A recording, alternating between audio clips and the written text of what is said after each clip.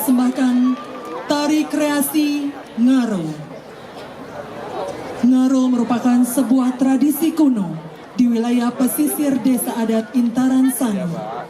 Tradisi ini dilaksanakan di tengah laut dengan simbol dua buah penjor sebagai tempat titik pelaksanaan upacara tersebut.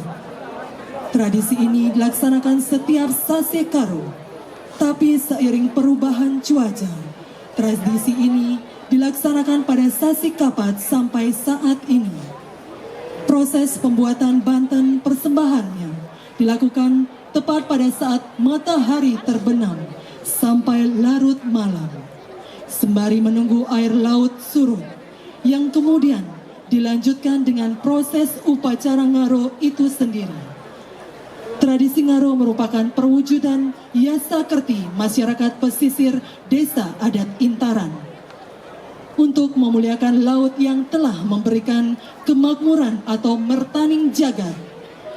Keunikan dari proses tradisi Ngaro yang dilakukan di tengah laut menjadi inspirasi penata untuk menjadikan sebuah bentuk karya tari kreasi baru yang berjudul Ngaro.